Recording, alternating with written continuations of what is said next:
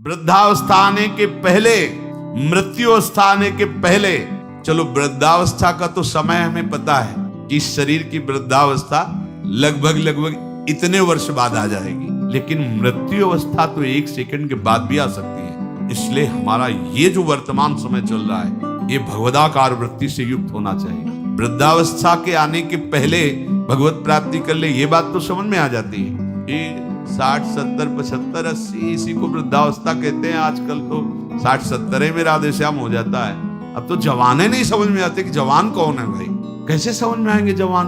15-16 की अवस्था है, आप अभी सुने थे प्रश्न उत्तर में, एक ने कहा हमें बहुत निगेटिव विचार आते हैं।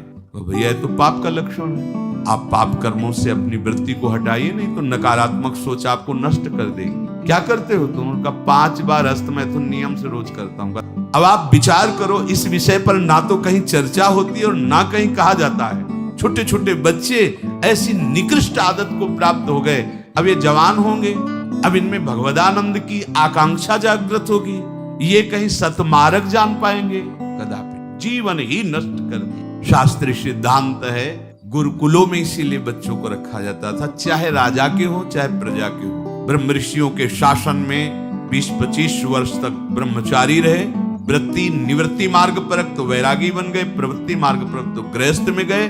कुछ समय तक गृहस्थ में रहने के बाद स्वतः पूर्वाभ्यास ब्रह्मचर्य का उनका जागृत हो जाता और वो 4थी अवस्था तक भगवत साक्षात्कार कर ही लेते, क्योंकि नींव बड़ी मजबूत थी।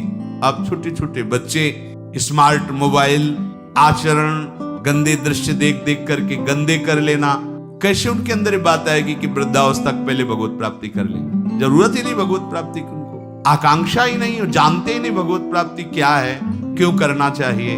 वो बस वो चाहते हैं, जो दृश्य देखते हैं वही करना चाहते हैं, जो सुनते हैं, जो बोलते हैं वही चिंतन होता, जीवन एकदम नर्क बन जाता है। भगवत प्राप्ति की आकांक्षा उसके हृदय में होती है।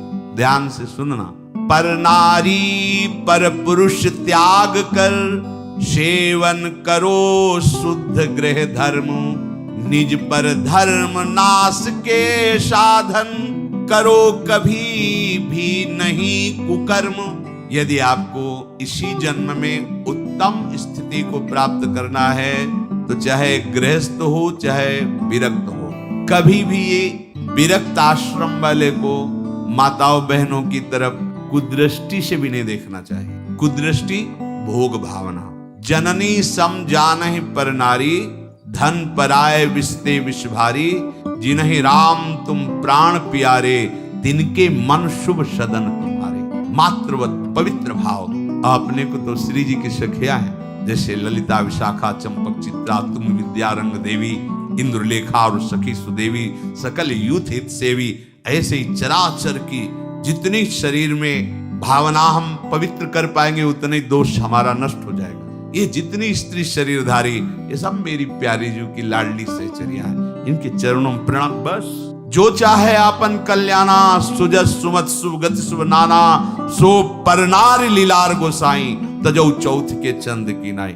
विरक्त उपासक को माताओं बहनों से आंख मिलाकर कभी बात नहीं करनी चाहिए। उनके मुख की तरफ, उनके चरणों की तरफ देखो, चाहे बच्ची हो, चाहे यौवन अवस्था, चाहे वृद्धावस्था की हो। विरक्त साधक को कभी एकांत में माताओं बहनों से संभाषण नहीं करना चाहिए। बीच में एक किसी को डाल और दूसरा साधक हो खड़ा हो, नहीं बाहर निकलो। बाहर अगर बात ही करनी तो मैदान में करो खड़े होकर के। और क्या बात करनी है? हम भगवत प्राप्ति के मार्ग में चले, हमें क्या बात करनी? बहुत सावधान रहना चाहिए। गृहस्थ धर्म के उपासक को यदि ब्याह हो गया है तो अपनी पत्नी से वो भी धर्मानुकूल, पशुवत व्यवहार नहीं। और पर स्त्री की तरफ तो दृष्टि ही न करे भोग वृत्ति की। अगर की तो सारे सुकृत नष्ट हो जाएंगे, चाहे वो स्त्री शरीर चाहे वो पुरुष शरीर हो। इसलिए पर नारी पर पुरुष त्याग कर। पर ये सत्संग जिनके कानों में नहीं पहुंचता है, शास्त्र स्वाध्याय नहीं करते, वो इसे मनोरंजन समझने लगे, इसे धर्म नहीं समझते, वो इसे मनोरंजन समझ। क्या इसमें बिगड़ जाता है? जो शास्त्र है उनका स्वाध्याय कभी करते नहीं। अब उनको जो समय मिलता है तो नौटंकी, नाटक, सिनेमा देखते हैं, जिनमें यही सब की पुष्टता होती है, इसी की बाहुल्यता होती है, वही दृश्य देखते हैं। ना तो कभी भगवत प्रेमी महात्माओं की चरण रज में बैठ करके सत्संग सुना, ना शास्त्र स्वाध्याय किया, तो मनमानी आचरण बढ़ते रहते। कैसे भगवत प्राप्ति की बात आएगी? कि जरा मरण मोक्षाय, अगर गृहस्थ धर्म में है तो शुद्ध कर्म करे, जो उसके शास्त्र अनुकूल वर्णन किए गए, वो भी सत्संग से ही पता चलेगा शुद्ध कर्म क्या है, अशुद्ध कर्म क्या है। जो दूसरे के धर्म का नाश करता है, कुकर्म करता है, वो कभी साधन मार्ग पर कैसे चलने की सोच सकता है। अगर कहीं उनके अंदर थोड़ी श्रद्धा भी बनती है तो भूत प्रेत की पूजा करता, करता जो तामस व्यवहार, अंडे मांस शराब उड़ाता, चोरी का करता व्यापार, रखता मन में वैर द्वेष मद, करता जो हिंसा व्यभिचार, होता घोर प्रेत वो, पाता असहनीय यातना अपार। जरण मरण मोक्षाय नहीं, वो प्रेत बनेगा।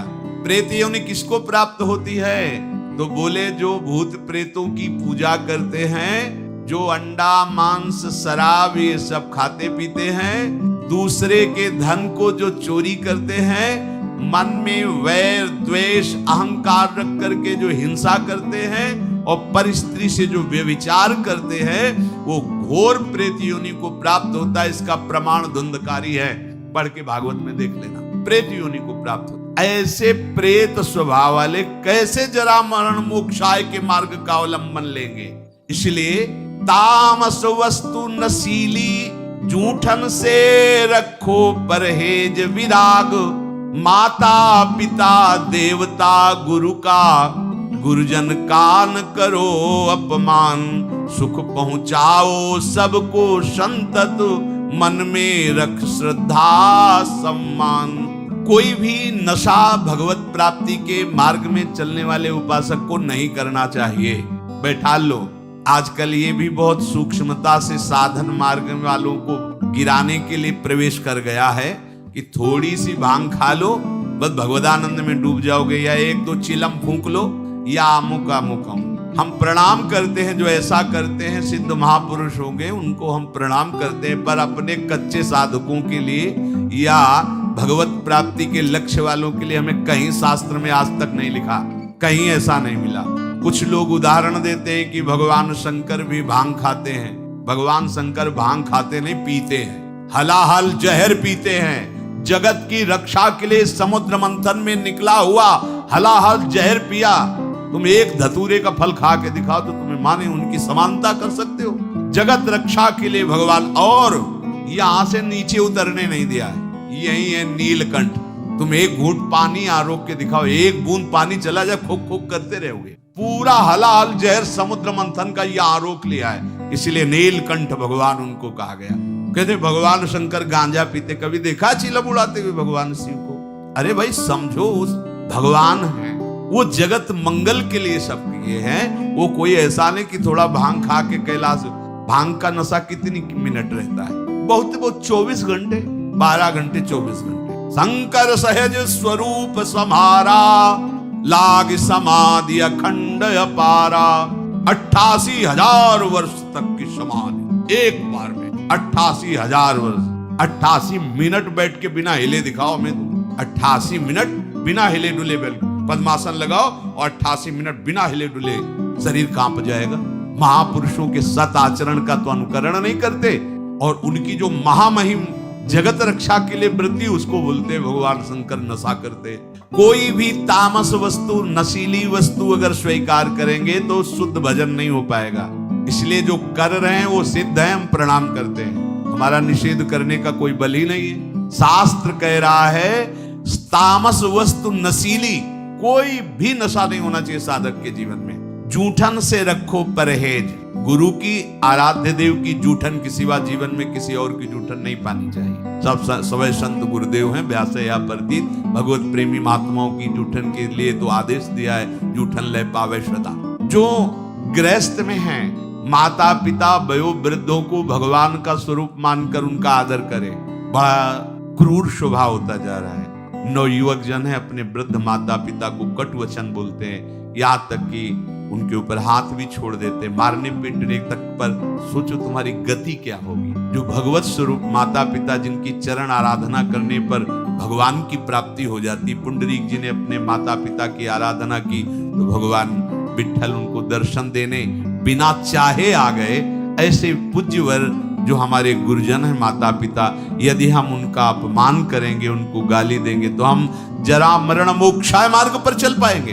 कदापि नहीं। और सदगुरुदेव की अवहेलना, फिर तुम्हें परमार्थ की पगडंडी मिल जाएगी? कदापि नहीं। सुख पहुंचाओ सबको संतत, मन में रख श्रद्धा सम्मान, सब में भगवत भाव कर कर सुख देने की भावना। बुरे संग का, बुरे व्यसन का कभी न रखो मन में मोह, काम लोभ को छोड़ करो सब जीवों पर स्वाभाविक छो। जैसे कर्म किए जीवन भर, जैसे मन में रखे विचार, अंत काल भाव मनुज का होगा उसके ही अनुसार। बहुत सुंदर बात कह रहे पूज्य भाई जी महाराज। यदि तुम बुरा संग करोगे, बुरा नशा करोगे, बुरे भाव रखोगे, काम लोभ आदि में आसक्त होकर चेष्टा करोगे, भोग वासना करोगे, तो क्या होगा? बोले जैसा जीवन तुम व्यतीत करोगे, फाइनल में तुम्हारे पास वैसा ही निर्णय आएगा। क्या? अंतिम समय वही कर्म छा जाएंगे। जो बुरे कर्म किए हैं वही छा जाएंगे। अगला, जैसे जरा सी वृत्ति मृग में लगी तो मृगाकार वृत्ति होने के कारण अगला जन्म मृग का हो गया। अपने तो कितनी जगह ममता की हुई है, कितनी जगह। क्या होगा अंत समय में? जरा मरण मोक्षाय के मार्ग में चलने वाले उपासक को बहुत सावधान रहना चाहिए। अंत काल का भाव मनुज का होगा उसके अनुसार। जो जीवन में तुम कर रहे हो अंतिम में वही भाव तुम्हारे आएगा। यदि भजन कर रहे हो तो सदगति, और अगर बुरे आचरण संसार में फंसे हो तो दुर्गति। तदानुसार ही सदगति दुर्गति होगी उसे प्राप्त अनिवार्य। अतः रखो प्रतिपल ही मधुमय, भगवत स्मृति में हृदय उदार। अपने हृदय को निरंतर भगवत स्मृति में लगाए हुए ही कार्यरत रहो। अगर आप इसको भगवत स्मृति को छोड़ते हैं कि आगे हम कर लेंगे, तो आगे नहीं होने वाला। मृत्यु समय की अनुपम सेवा, मन से दूर करे संसार। हमें मृत्यु बनानी, मृत्यु को महोत्सव बनाना है। हमारा आखिरी समय होना चाहिए। तो बोले इसके लिए क्या करो? संसार का चिंतन छोड़ना होगा। संसार का चिंतन छोड़ोगे तो तुम्हारी मृत्यु महोत्सव हो जाएगी। और इस पर कोई सोच नहीं रहा। सारी सोच आज की है, आज की। वर्तमान को भोगों में कैसे हम डुबोएं। आज हमें अच्छा खाने को मिले, खूब हंसी मजाक करने को मिले, मन के अनुसार भोग भोगने को मिले, तो आज का दिन बढ़िया मंगल। कल क्या होगा देखा जाएगा। यह है मूढ़ता। उपासक क्या सोचता है? मेरा अंतिम समय बढ़िया जाए। क्या? प्राणनाथ प्रीतम के चिंतन में, उनके ध्यान में, पावन चरण रज का स्पर्श करते हुए हमारा शरीर छूटे, हम प्रियालाल को प्राप्त। भगवान कह रहे जैसे भूत प्रकृति मोक्षम, संपूर्ण पंचभूत और प्रकृति इसके कार्य, अगर इनसे आप अपने को बचा लें तो जरा मरण मोक्षाय की पदवी पर आ जाएंगे। जरा और मृत्यु इन्हीं से होती है। किलसे? पंचभूत रचित शरीर और इनकी प्रकृति, इनकी क्रियाएं। बड़ा सूक्ष्म विषय है। जरा मरण से अभी तुम्हें मुक्ति मिल जाएगी यदि शरीर और शरीर की क्रियाओं से अपनापन हटा दो। बड़ा कठिन है। क्या करें? बहुत सरल है। ऐसे हो जाए, आत्मसमर्पण कर दो आराध्य देव को। हम शरीर से राग नहीं हटा पा रहे, इतना विवेक प्रबल नहीं हो रहा, क्रियाएं हम भगवती नहीं कर पा रहे, इतनी पवित्रता हृदय में नहीं, तो एक सिद्धांत देखो, शास्त्रों में बहुत कृपा करके वर्णन किया गया है। अनेक जन्मों की आदतों से, इस जन्म की आदतों से, संग से, अहंकार से, इंद्रियों से, वृत्तियों से जो कुछ भी हो रहा है वो सब परम पुरुष आदि पुरुष प्रभु श्री हरि को समर्पित कर दो। आप भगवत प्राप्ति के मार्ग में अग्रसर हो जाए। इससे बढ़िया और बात क्या हो सकती? ये करो, ये न करो, ये नहीं। यत करोषि, जो भी कर रहे हो, ये तो सर्वाणि कर्माणि मयि सन्न्यस्य मत्पराहा, मेरे परायण होकर जो भी तुम्हारी क्रिया हो रही हो मेरे को अर्पित कर दो। यत करोषि, जो कर रहे हो कुछ तो करो, कोई सिद्धांत तो पकड़ लो।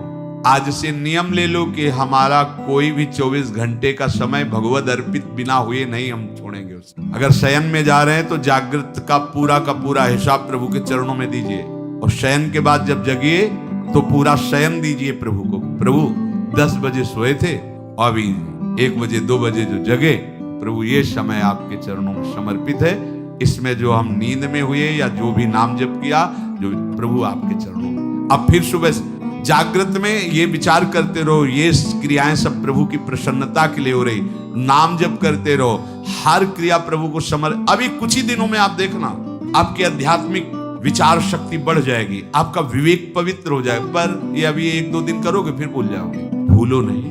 अगर भूलते रहोगे तो ज्यादा समय नहीं अपने लोगों के लिए पास, तो ये बहुत डींगे हाँकते हैं अभी बड़ा समय। ब्रह्मा जी के देश में, ब्रह्मलोक में ऐसे कमल की पंखुड़ी में ऐसे छेदो तो अपने यहाँ का 1 वर्ष हो जाता है। अगर वो 80 बार ऐसे कर दिए तो हम गए 80 साल ही होगी, वो तो 60, 70, 80, 85 कितनी उम्र है। बहुत जल्दी तत्पर हो जाओ, पर सब कोई तत्पर नहीं होगा। सब तत्पर हैं यहाँ जगत सजाने में। अरे हम जगत सजाने के लिए नहीं आए, हम जगदीश को पाने के लिए आए। ये हृदय का चिंतन बदलो, क्योंकि ये जरा मरण स्वरूप में नहीं होते, ये शरीर में होते हैं। अब स्वरूप का परिचय ही नहीं। लोग बहुत जानकार जैसे ज्यादा बातें बनाते, तो भैया 3.5 हाथ के शरीर में रहते हुए कई साल हो गए? बोले 40। तो जाना तुम कौन हो भाई? हो कि 100-200 हाथ का है तो खोजने में समय लगेगा। 3.5 हाथ के शरीर में आप हैं, आप अपने को नहीं जानकारी कर पाए तो आप कितने बड़े जानकार हैं? औरों की जानकारी क्या लोगे? आप अपनी जानकारी नहीं कर पाए, 3.5 हाथ के शरीर में हो, कैसे भूल भुलावे में हो? बोले हम तो रोज अपने को देखते, शीशा में देखते हैं, बढ़िया गोरे चिकले गाल और सब। ये तो प्रकृति की रचना का, पंचभूत का एक नमूना है। ये नमूना है, नमूना हमारा थोड़ी स्वरूप है। बस ये पहली सूरज गई, जरा मरण मोक्षा है, क्योंकि जरावस्था इसी में होती है और मरण अवस्था भी इसी की होती है। प्रकृति के कार्य शरीर के साथ जब तक तदात्म रहेगा तब तक जरा मरण मोक्षाय नहीं हो पाएगा। संबंध विच्छेद करना है इस शरीर से। सारी चेष्टा इसी शरीर के सजाने की है और शरीर को मैं मानने की पुष्टता की है। और हम बनते हैं साधक, हम बनते हैं अध्यात्म मार्ग के पथिक। जब कोई उपासक शरीर के साथ तदात्म मैं आज तक नहीं भूल पाए। देखो ना, जब आप तिलक लगाते हैं शरीर के माथे पे लगाते हैं, अपने माथे पे लगाते हैं, वो समय आता है क्या? नहीं, एक एक बाल संभाल करके, क्योंकि मैं हूं, मैं, बस यही अंतराय है। अब ये गूढ़ बात कैसे समझ में आएगी? यहाँ तो बात समझने के लिए बस इतनी कि वो उपाय बताओ जिससे चेक पर चेक पास होती है। वो उपाय बताओ जिससे खूब भोग भोगने के लिए बल बढ़े और खूब भोग मिले। बस जीने की। जीते किसके लिए हो? इसका उत्तर नहीं। इसका उत्तर नहीं किसके लिए जी रहे हैं? भोगों के लिए जी रहे हैं, भोग भोग रहे हैं, जीने के लिए। बस इतना ही क्रम है मूढ़ता का।